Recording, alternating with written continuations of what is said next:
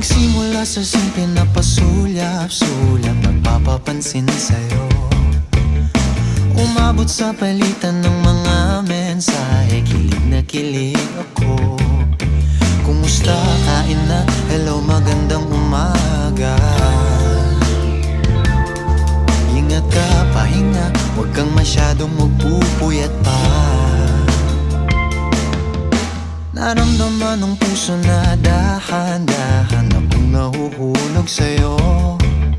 Sa kada araw natin na pag-uusap, meron nang